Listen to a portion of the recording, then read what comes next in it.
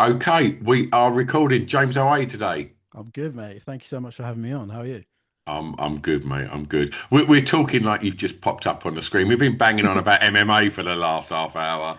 Um, it's weird because we've never met, but I know that you've often sort of commented and liked on some of Yeah. the posts that we put up on our on the MMA podcast I do.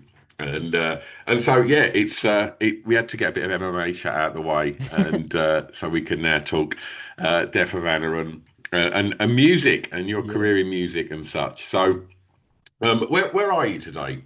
I am in the spare room in my grandparents' house in Salisbury, South England. Because that's not currently home, is it? Am I right? I've been like going back and forth between here and because my girlfriend lives in Nashville. So I've just been like, I'm basically just waiting for my visa to be approved now. But I've just Mm, been spending like quite a lot of time there. And then when I'm back in England, I just stay here. But yeah, literally going on tour in like 5 days. So I'll yeah. be out again. Fantastic, fantastic. Good to get a local girlfriend, Nashville. Do you know what I mean? I thought I'd make it really easy for myself. Yeah, it's a very expensive Uber home. Yep.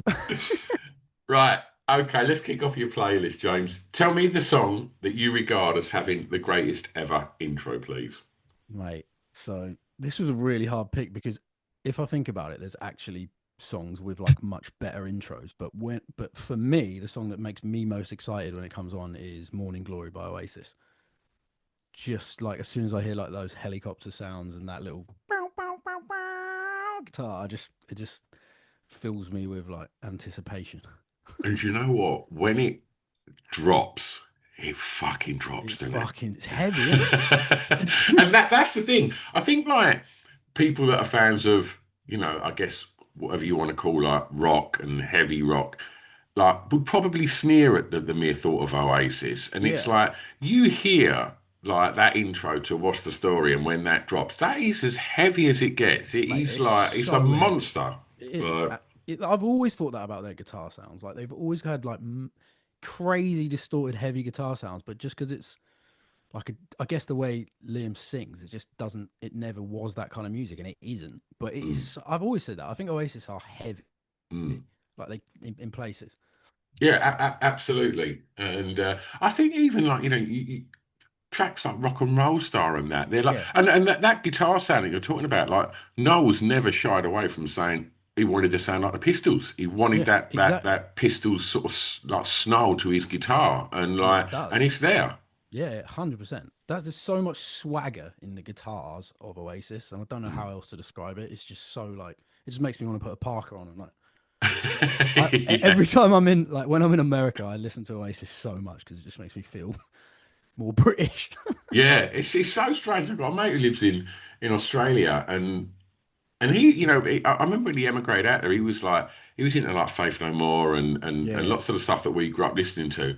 And then he'd been out there a few years and was obviously missing home in the mid 90s. And all of a sudden, there he is in a parka in like in 40 Australia. degrees. Yeah. Like with a Liam cut. Like, and it was all about Ashcroft and Gallagher's. And it was, and I guess it is so intrinsically English, isn't it? That Yeah, like, that it is that sort of the sound of Britain, I guess. Certainly, like growing up yeah, in the era 100%. that I grew up in. Like, so was Oasis a big thing for you? Yeah, I was thinking about it earlier. Like, I don't actually remember getting in. I don't remember when I got into Oasis. I think they've just always like been there because like my Mm. parents don't like Oasis. Me and my brother are just obsessed. I just can't remember when I got into Oasis, but they've always been like a number. I mean, it's such a cliche in it saying Oasis is one of your favorite bands, but they really are. Yeah, and I think it's I mean, now obviously now's a very good time to be talking about Oasis because they're probably bigger than they've ever been. Yeah, Like, it's so generational, and it's crazy. I DJ in a club, and seeing the next generation and then the next generation, and like and having these like 18-year-old kids come up to the booth and asking for Live Forever and stuff like that. It's there's not many bands that do that. And no, like and you see in all the footage of these concerts, and there's 18-year-old kids in bucket hats like screaming every word like their life depends on it. And it's like that's a that's no easy thing for a band Yeah, that's consistently, hit another generation. yeah. There's not many. There really is not that many bands that do that. Yeah, absolutely, absolutely. Well, look, I'm interested to hear your take on how you approach songwriting in 2025 and the intro. Do the complexities of TikTok and these shortening attention spans, do they filter through into your process? They probably should, but they don't really. Like, excuse me. I'm just too old for. I'm 35, and like, I just can't get on.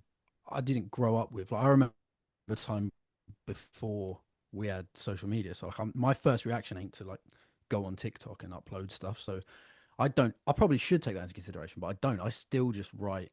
Like, I still listen to albums. I still want to write albums because, do you know what I mean? Like, I don't. I don't really take that into consideration. For I any just younger write. listeners, an album is like a collection of songs that are put together in a very well thought out order, Yeah, it and takes you a listen to them from start to end, not yeah, it just cherry pick a track. takes a lot of thought normally, and it takes you on a little journey. The album, but most people don't listen to that. So, but Is that yeah, something that's still dear to you? Like when you're making a record, like the track listing and the artwork and obviously every band, I'm presuming, is going to be passionate to a degree about their artwork. But do you look at track listing and still approach it in the way that you've listened to music as a piece of art, as a body of work? yeah.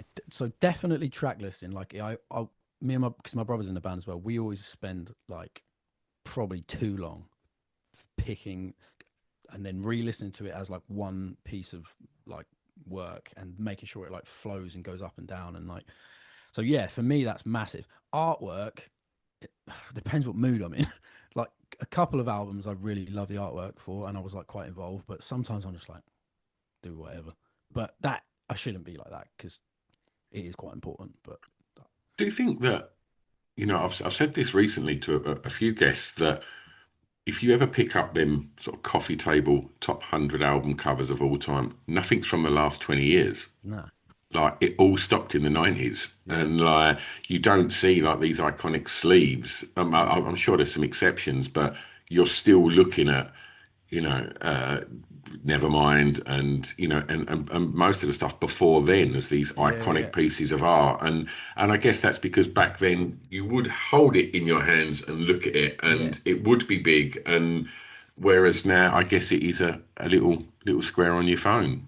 Ex- exactly that. Like, and most people don't even like you. You take time. Even when we started, it was before streaming was massive. Like, we'd take way more time, like preparing the booklet and making sure everything looked cool. And like, because people would go through it. I used to like when I buy CDs, I'd listen to it, read every lyric, and like go through the booklet. But now people don't even listen to albums, let alone a physical thing. Yeah, So yeah, it's absolutely. definitely because of that. Okay. Well, let's get on to your next track, James. I'm going to ask you, please, to tell me the first song you remember hearing that had an emotional impact on you, please. Okay, cool. Again, this was really hard because so many songs have. But the first one I remember was Hyper Ballad by Bjork, which is a weird one, but I love. I don't know why I love Bjork because I don't like that much sort of like obscure music, but I just remember. I think it's because the verses to this song are really like they just sound like they don't even sound like music. It's so atonal. Like she's singing this weird melody over like a strange little bass line, and then it drops into this chorus, and it's like I don't know. It's just so beautiful and like just I just remember feeling like I wasn't even listening to the lyrics because the lyrics were like nonsense, but I was it this physically took me to like a just gave me like full body goosebumps. So that's like the first one I really remember that, and that was thanks to my parents. They had that on CD. It's a magical track, that is. Yeah, And man. I think that was maybe the second track from the second album. Yeah, And yeah, obviously she'd blown up so big with debut. And and I guess a lot of people probably hadn't heard of the Sugar Cubes because they weren't huge. And then obviously that debut becomes such a big record. And then I think maybe the first track off that second record was Oh So Quiet, which was this obviously this weird big band type, yeah. Totally it's different to everything else, wasn't it? completely different. And then Hyper Ballad, I think it's that you're right. The verse is so different Yeah, and out there, and then you've got that kind of like I don't know what instrument it is. It's like a shaker, like that sort of seems to Oh, it's like build. yeah, yeah. Do you know what I mean? Is It's it like a brushes? weird. It's Like, like brush snare or something. It's so yeah, weird. Yeah, and then like once that chorus kicks in, I think you might just get the bass kick as well. yeah. Like, but it's not like a massive chorus, but her vocal makes it a massive Yeah, chorus. There's not incredible. loads of stuff layered on. Do you know what I No, mean? It's just her melody and her tone and her insanely amazing voice yeah. that just takes that song somewhere different. And that's a great shout, man. That is a fucking great record. That is. This so I love that whole. I just love Bjork in general, but like that album particularly is so fucking good. Do you know what? I haven't bought a band T-shirt for years, and it's weird. I'm talking to you, and most listeners of this show, if they're watching this, probably will be unaware who Charles Oliveira is. He's your favourite fighter, and you've got a big picture of his head on your chest.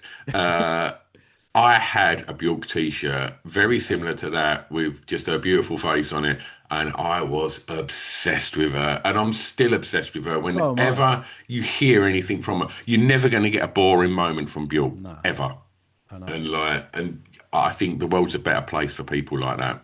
100%. Yeah, she was the background on my phone for like 10 years. We're too similar, bro. Oh, fantastic. Well, look, tell me a little bit about growing up. Where was it? I moved around a lot, so I went to like 7 different primary schools, which was fun. Thank you, mother. But Wow. it was so like I was born in Salisbury, which is where I am now, and then I moved to Scotland, like really high up, middle of nowhere, Scotland, and then moved around loads up there. Then moved to like near Manchester when I was about 10, and then we moved to Norfolk, and then I went to high. The whole of my high school was in Norfolk, so like I made the bulk of my friends in Norfolk, but that is a remote part of the country that I wouldn't recommend living in. Whereabouts in Norfolk? Hunstanton, if you know that Yeah, is. yeah. Got a nice big got beach there, Yeah, haven't pretty. Yeah, they got a beach, but it's also like it's rough. I they? like it was. I had a laugh growing up, but it was like Yeah. drink too early and you just do shit that you shouldn't do when you're young. But it was all right. I don't How complain. did you find, like, you know, I, I was lucky to just been at, one school Yeah. growing up. Like, changing schools, and also being an English kid in a Scottish school, Oh mate. like, there's all eyes on you, and you're, not only the new kid, you're the new kid from out of town. Was that an enjoyable experience, or was it not a particularly enjoyable experience? And do you think that it made you maybe affected you in a way where you're now more confident going into new places and situations? Do you know what I Yeah. mean? Yeah. Yeah. 100%. So I did it. I did feel really out of place. One of the schools was all right, but I went to this one school for like not even a whole year, and there was only 21 children in the whole school. There was 2 people in my year, and I was the only English kid, so I put on a Scottish accent. I was like 5 because I was so embarrassed that I was English. So I was like trying to speak in a Scottish accent, and then one day I just couldn't do it anymore. I was like crying, but it it definitely made me be able to like connect with people quicker and like make friends with people quicker. I think, but it also made me like it wasn't like a very stable way to grow up, so I wouldn't recommend it. I don't think. Yeah.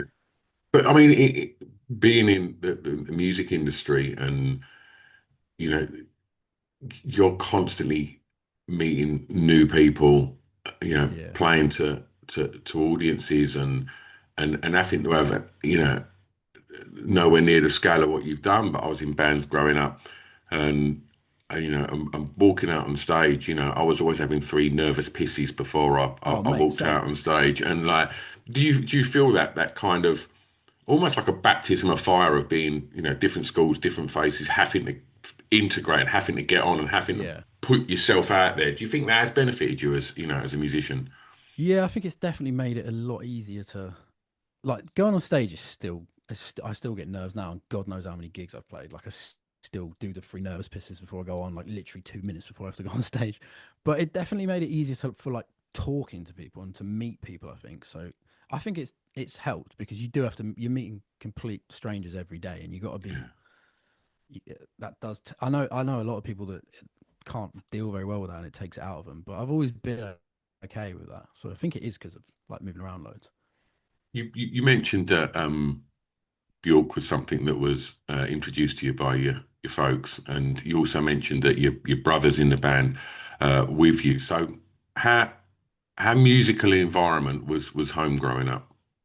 It wasn't that much of a musical environment. Like nobody else in my family, in my whole family, plays music or sings or does anything musical or even like creative really.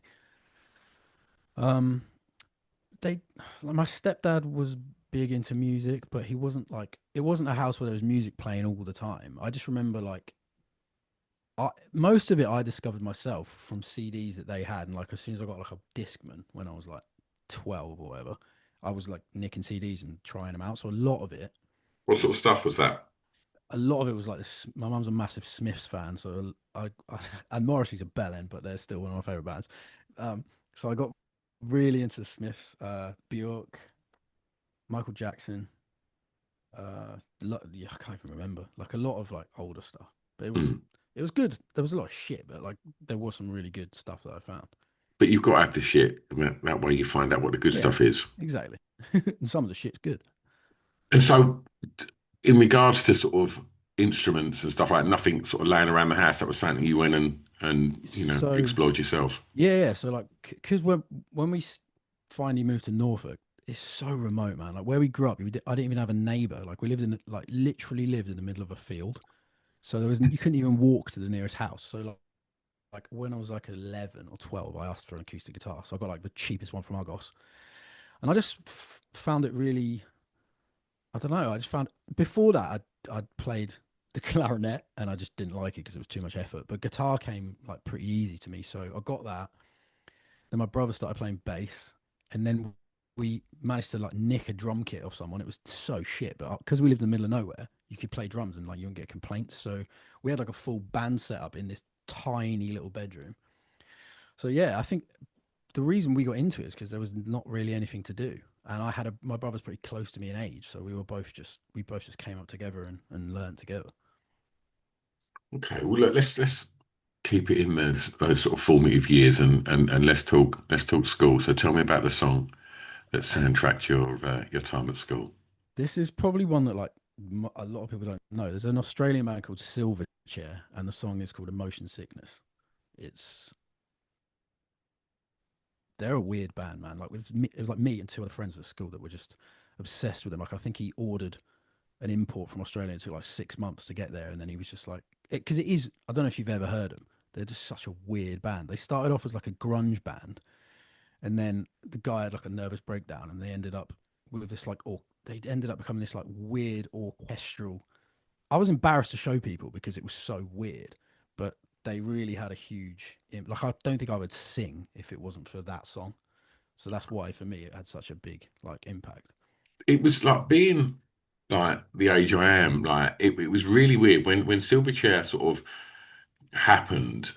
Like you say, that first record was just very Nirvana-esque Yeah, yeah, exactly. and it was kind of after grunge had happened, and Yeah, they'd obviously just got into it and wanted to sound like the stuff they were listening to. And exactly. then what was the second record called?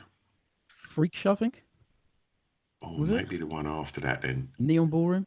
Neon Ballroom. Yeah, that's the one with the And emotion sickness that's stuff. the one Yeah, where it started that was going. I got sent that because I used to get sent all the promos for the DJing, and I got sent that record, and I weren't a fan. I was like, no, I don't Yeah, like yeah, this no, band.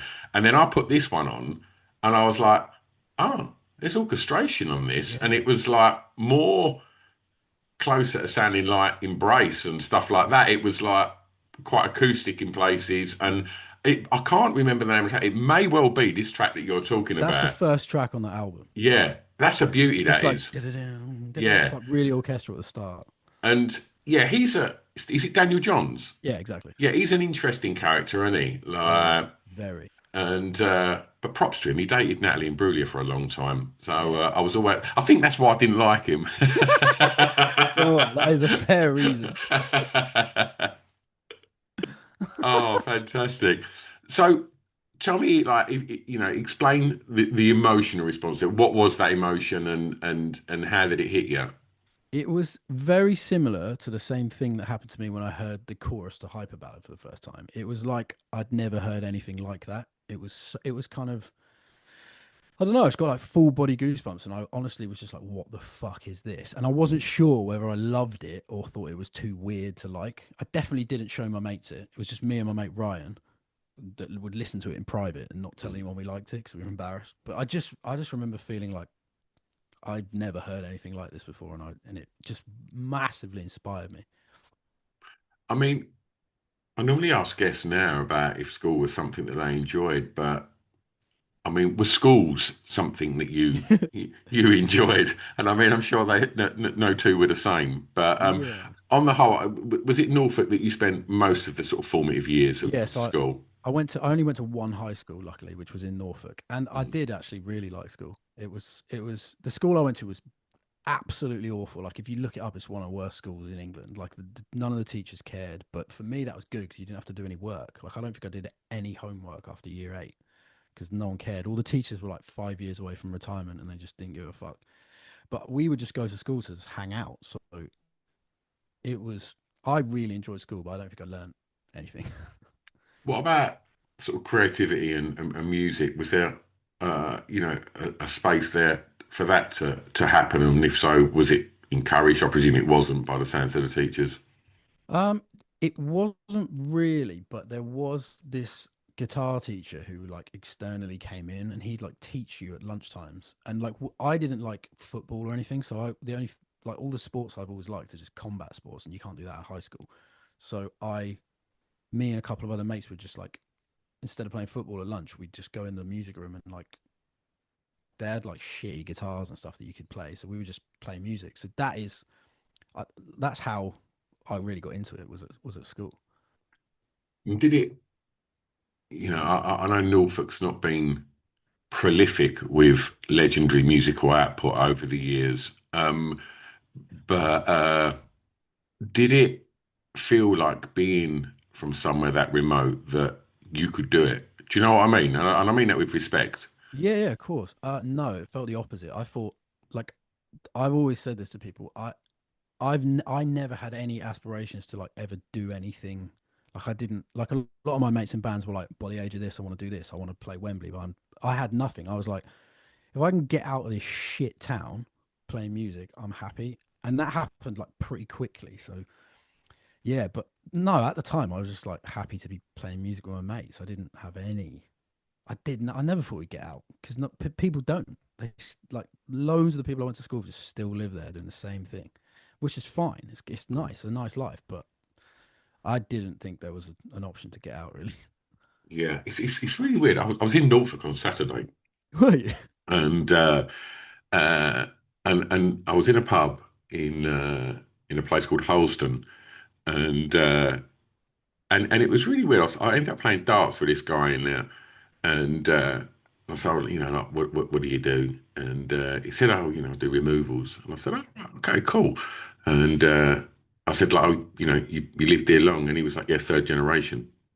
And I was like, oh, like where I live, like no one would ever say like third generation Essex, like, but it was almost like it was quite strange to hear someone say that, oh, I'm third generation.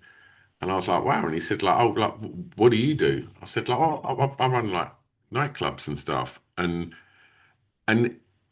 the look on his face when I told him it was in London was like I was, I don't know, running Caesar's Palace in Las Vegas, and I was like, no, it's just a little place up the road. You do know it's like 40 minutes on the train from here, and but it was really strange. It was really strange, and I'm not generalising that everybody's like that, of course, but and there's something very beautiful also about people that are very content in a Yeah. small town, and I think that's not always a bad thing either. But I think if you've got Mm, aspirations to see the world and to exactly. Yeah. to do something really creative and set the world on fire with it, then places aren't necessarily conducive to that. No, and they do breed a lot of like small mindsets. So there's a lot of like homophobia Mm. and racism. Like one of my best mates at school was like the only gay person, and it was like,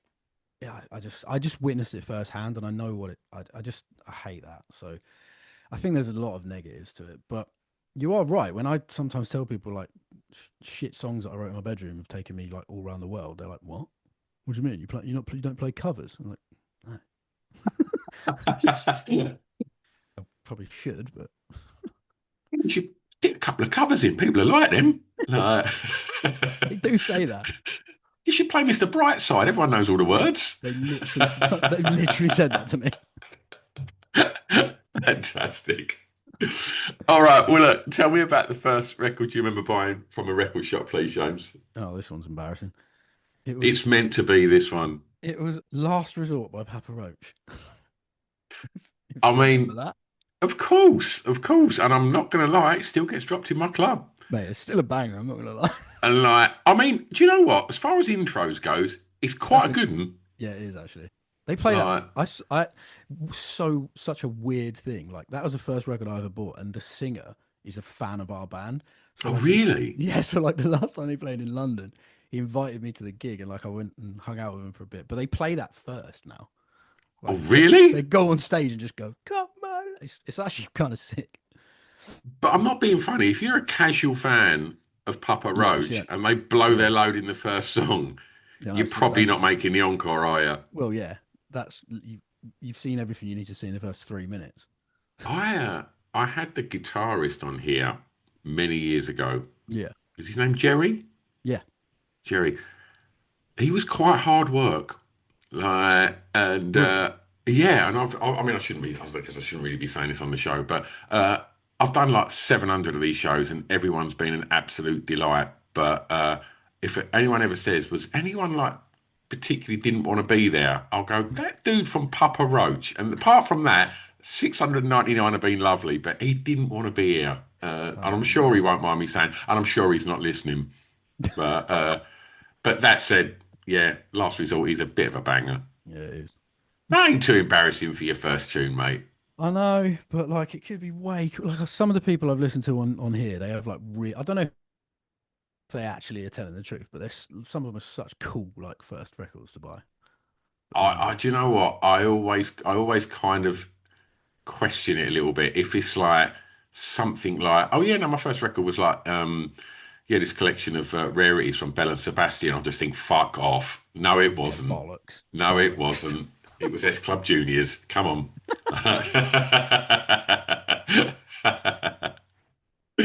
Oh, fantastic. Was there like an indie where you was, or was it HMVs and Virgins and stuff like that?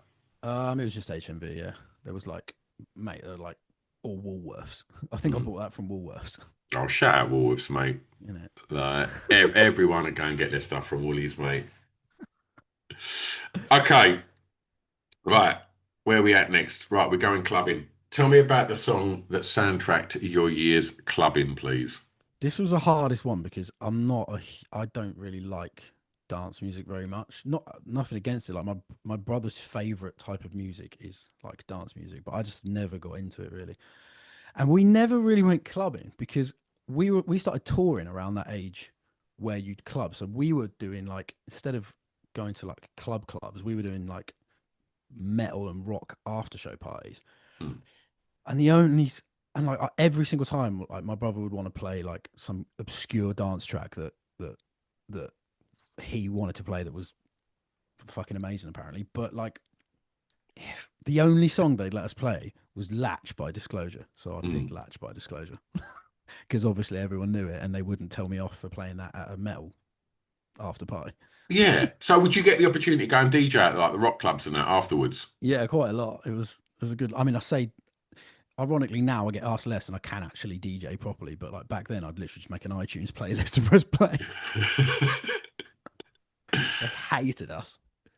But it's like it's quite strange because um in the formative years of the band that of Deaf Havana, I guess alternative rock clubs were quite common things to stumble across, whereas Yeah, yeah. now they're few and far between. I know.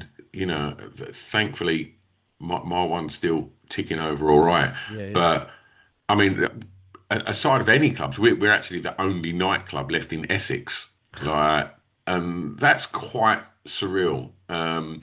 And you know, in my youth, you could go out 5 6 nights a week to different indie alternative nights, Yeah, yeah, and the fact that they don't exist anymore, it worries me. I just think and not just like indie alternative clubs, but clubs that cater for not just your kind of high street, you know, towny banger tunes, but there was drum and bass raves, there was dubstep clubs, and all of the stuff of these genres that were exciting at the time, like that created that sort of that tribalness in music, yeah, and exactly. where you would go and find your identity. You would find the fashion that you wanted to sort of wear to Yeah, yeah, yeah. showcase, hey, look, I'm an indie kid, or I mean, thankfully, somehow through all of it, the only one that still really is that prominent is metal.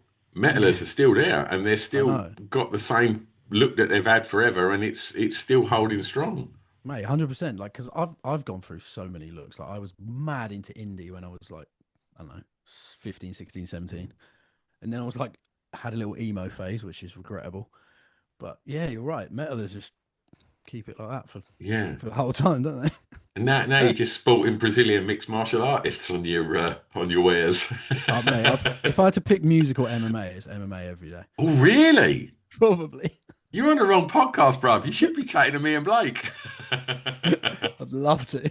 We'll sort that out. We'll definitely sort that out. Fantastic. Um, okay, so look, we've been clubbing, so let's take you home. And I have no idea where home is with you, mate, because you've been about a bit. So I'll leave this to you to tell me a favourite track from an artist from whatever home county you choose in. Okay, cool. Oh, it has to be the home county. Oh, seriously, mate. Right. Do you know This is. what? I I need can. to change this. I, I I need to can push change it. this, right? Because these, as I said, 700 episodes, and I reckon 680 people have gone, county? Oh, I thought it was country. And I'm That's like, so you're not the first. all You're right. one of like literally 99%. But this actually fits in because I lived near Manchester for like 5 years. So Okay. it's gonna be, and it was when and when I lived there, that was when I discovered this song. So it's There Is a Light That Never Goes Out by the Smiths.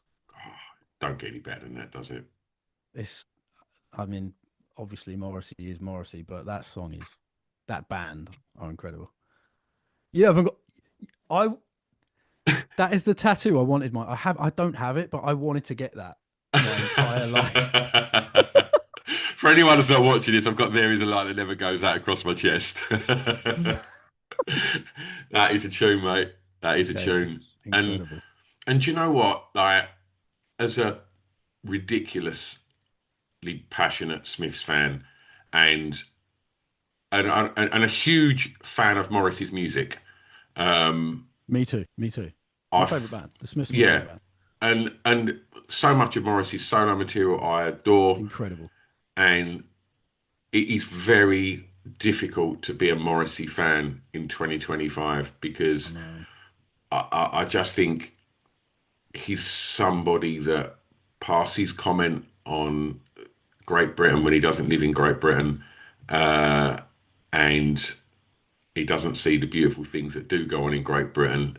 Yeah. Like he seems to have a bit of a warped opinion on it, and I just, yeah, I don't know. I hope that a lot of it is media fanning the flames of it, and because this is the guy, like so many people, like millions of people across the world, that hung on to his words in those confused, angst-ridden teen years where all of a sudden the Smiths were your best friend. They were that hug you needed, and Exactly.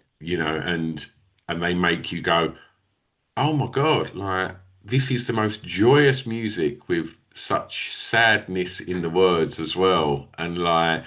And not only does it introduce you to Morrissey, it introduces you to the coolest person that's ever walked on this earth, which is Johnny Marr. And Yeah. it's like, oh yeah, tell me about your love of the Smiths, mate. Come on, I've just banged on about. I'm sorry. Mate. No, please. I could again, like MMA, I could talk about the Smiths all day. They are probably the first band that I really found myself. Even though it was my mum's CD, I just remember like I think I was like 10, and I had a Walkman, Discman, and I just picked up the Queen is Dead album from like out of this like chest they had full of CDs. And we were driving down to here actually to see my grandparents, and I just listened to it the whole way. And I listened to it. The journey was like 4 hours, and I just listened to it over and over again, and it like blew my mind. And I was really young to get into it, I guess. But it is what you said. It was I couldn't believe that the music was so because I read the lyrics in the book. I just couldn't. I just fell in love with it, and it was a hug that I needed. And I was like, wow, I'm not because I was already starting to feel a bit anxious and weird at that age, and it just changed my life really. Like I implement that into a lot of the music I write. My lyrics are really depressing, and so it's nice to juxtaposition, is that a word, Yeah, the music with that like happier sounding music to like really depressing lyrics. So I've always been a huge fan. But yeah, Johnny Marr as well is such an inch. Just like the guitar is as important as the vocals in that. And just I don't know, again, I'd never heard anything that sounded like that, and I was in love immediately, and they're still my favorite band to this day. yeah, yeah. Amen to that. Amen to that. And it's so weird when you. I mean, obviously you rarely get an opportunity to hear Morrissey being interviewed anymore. You know, he's Mm. obviously he doesn't play ball, and as much as there's things I don't like about him, I also like the fact that he's still an anonymity. Like you Yeah, don't yeah, know what Morrissey had for breakfast. You yeah, can't go on yeah, Instagram and you know get a reel from him every day. Like yeah. you don't really know anything about him, and that's that's what pop stars should be. You I should agree. like be able to just think, no, they're like on a different planet. They're like Yeah, Bowie. They've come down from Earth, and I like that. And I think the '90s was good because you know, without sort of sounding like an old man saying it was better in my day, but you know, pre-social media, you 100%. know, like no, you know, even to this day, like nobody really knows what Bono's wife looks like. And it's like, and Right, you just think right. he's the biggest rock star on the planet, and nobody knows who his what his wife looks like. Whereas anybody else, you know exactly everything about them, and Exactly, yeah. nobody knows anything about Michael Stipe. Nobody knew Yeah, anything really. I mean, Kurt was maybe different because there was so much attention on him when he got with Courtney, but you know, Eddie Vedder and all of these huge stars, like you didn't really know about them. They were just yeah. what you saw on MTV, or you know, or if you managed to get to see them live. And I like that in So do I. musicians. Do you know what I mean? It's like they should be a little bit out of reach. Yeah, yeah.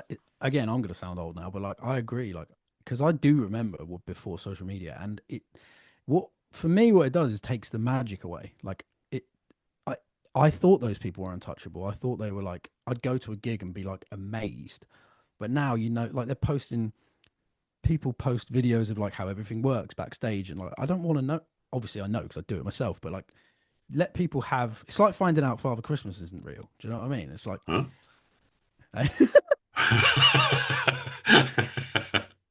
Just gonna take a break. You know, sorry about it is real. But yeah, I agree. I agree. I think there should be an element of like mystery. Yeah, absolutely. Absolutely. Well, look, you can unveil a mystery now because for your last track, well, that was tenuous, wasn't it? You get to turn the listeners of the show onto something new. So I'm going to ask you, please, to tell us about a track that you think the listeners of the show may not know that you would like them to hear, please. Okay, cool. I am going to shout out my girlfriend here. She is her artist name is Sierra Annie, and the song's called Deacon's Daughter. Um, this is a song that I just think the lyrics are incredible. And I'm a huge like lyric nerd, which probably comes from a love of the Smiths. And yeah, it's a really like beautiful song, and she's like a very unknown artist, and she's fucking amazing. I just want everyone to listen to her. Absolutely. What better place to do it than an audience on this podcast looking for new and exciting music? So fantastic. What can people expect from it?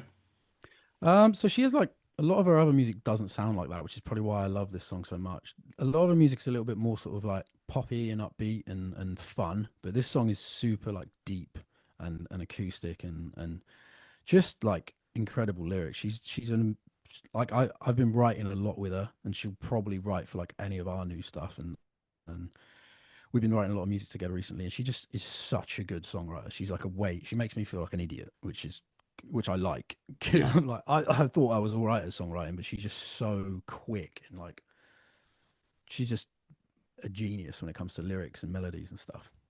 So Do yeah, you it's think just really with songwriting, it's something that if you do it, you have to continue to do it, and if you step away from it for a while, do you feel like you have to be match fit? yes. So I would say that is my biggest issue. I never really am match fit. I just don't focus on music for ages, and then when it's time to write, I write. Whereas like someone like her, she's doing it every single day, like doing sessions with other artists, and just she just writes pretty much every day, and it is evident when you because things just come much quicker. And like I know when I've been doing it for a while, I do tend to write more. So I think I'm not sure everyone's like that, but for me, it definitely is the case. Okay. Well, look, you've dusted off the rust because we're here to now talk about the band. So what's been happening, mate? We have a new record coming out on the 3rd of October, which is I don't know when this goes out, but that is pretty soon. But Mm. it's the our, we've kind of taken a load of breaks over the years, and like we've reached certain points and done a lot of things we wanted to do, and then decided to like stop doing stuff. And that happened before this. Like we wrote a record and recorded it, and then decided it wasn't good enough and scrapped it and wasted money on it, and then wrote a completely new one. But I'm so glad we did because this new one is the best thing I've ever been a part of writing. It's probably the first record I've ever done where I'm like, I'm proud of every single bit of music on there. And what can people expect sonically? Is it different from previous material? Tell us a little bit more about the sound. Yeah, cool. It's kind of a mixture of because we've changed our sound quite a lot. Like again, I like so many different types of music that I just always want to do new stuff. But it's still a rock album. It's like quite pop rock heavy. But again, the lyrics are very depressing and deep, and I don't know. It. If you like our band already, you'll. If people like our band already, they'll really like it. I think because it definitely like harks back to some older stuff of ours, which people were more into than more recent albums. So I think it is gonna be a fan favorite, but also I think it's accessible to like new people as well, which is what you want really. Fantastic. And once the record's out, what's going to be going on in support of that? We got dates? Yeah, so we got a little tour in October. That's only like 5 main dates. Then we're doing some like acoustic shows, like in-store record store stuff. That's in the UK. Then next year we got some German dates because that's like our second best territory, which is pretty sick 'cause I love Germany. And then I think like festivals and stuff next year. But we got the main tour is coming up really soon. So like I leave on Sunday. Fantastic. And if people want to keep up the speed with tour dates, releases, and everything else, where's the best place to do that? Yeah, it's all on our Instagram. So just Deaf Havana official, I think it is, or it might just be if you type in Deaf Havana, it'll come up. Fantastic. Well, if it's cool with you, James, I'll tag you in it. So if people aren't following you already, we'll make it nice and easy for them to do Wicked. so. Thank you, mate. Thank you very much. James, I feel like I've spoken more on this podcast than any other podcast because your choices have been very well aligned with things I'm passionate about. So it's been really nice to finally meet you Yeah, man. uh, Thank you so and much. and to chat records and yeah, and you chose some fantastic records that have never been chosen before. I never thought I'd get an opportunity to talk about hyper ballads, so thanks for that. And any opportunity to bang on about the Smiths is always an absolute joy, Oh, mate. mate, I love it. Thank you so much for having me. Absolute pleasure. I'm going to press stop, but don't go anywhere.